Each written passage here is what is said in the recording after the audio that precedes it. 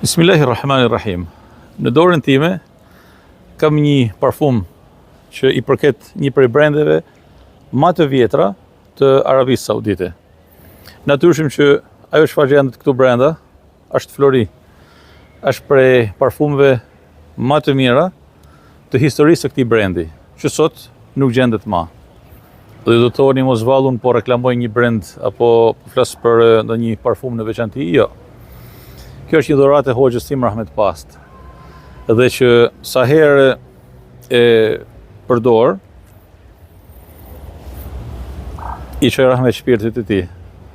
Por ajo që duhet të ndaj me ju në këto minuta është një këshill zemre, sidomos në këtë stinë të verës, ku të gjithë ne jemi të ftuar nga Kurani famulart e nga pejgamberi alayhi salatu wasalam për të pas shumë kujdes pastërtinë, higjienën personale.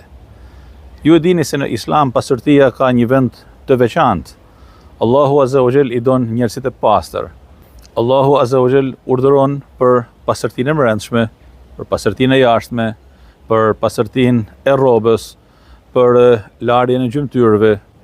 Pejgamberi alayhi salatu wasalam ka një hadith shumë interesant që lidhet me ditën e Xuma, që thotë se ai person i cili merr gusul në shtëpinë e tij dhe e përsos gusulin e tij, pra bën një larje totale, pra një dush të plot.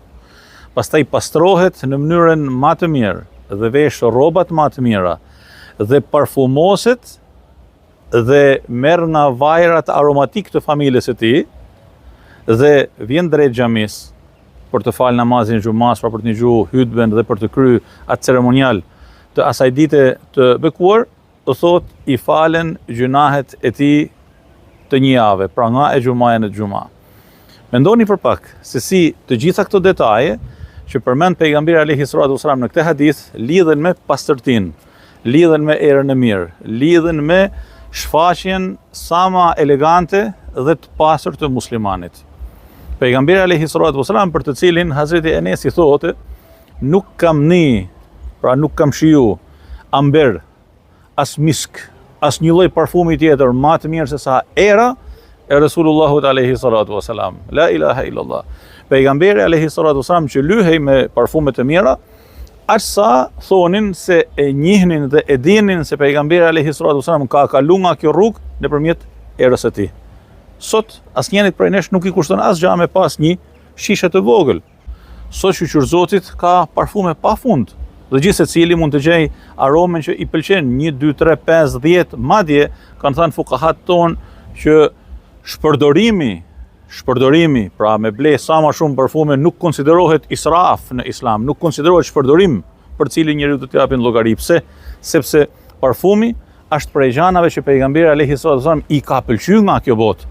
Sepse parfumi në fenë tonë islame konsiderohet një sunet i fortë, sunne muakkede, sunet i fortë me uly me erë të mirë.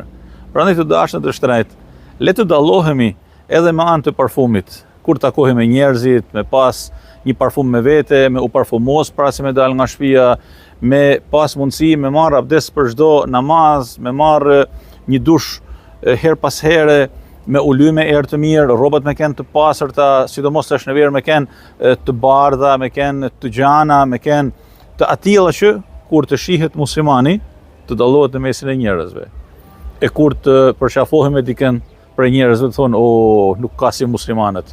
Gjithmonë i vjen era ujë, gjithmonë i vjen era e mirë. Sallallahu alaihi wasallam, i cili na ka mësuar që në çdo detaj të jetës sonë me kenë nishan, si ky që un kam në dorë. E lutem Allahu Azza wa Jall më na udhëzoj drejt më të mirës, e më na bë nishan në krejt sjelljet tona, në veprat tona, e mi të gjitha kur takojmë me njerëzit të lajmë një gjurmë të mirë, si gjurma e mirë e një parfumi që e ndin sot e të çon ndërmend një njeri të mirë, një moment të mirë, një kujtim të mirë, i cili ta qetëson zemrën, ta qetëson shpirtin, e të afron me Allahun Azza wa Jall. Allahu ju dashur.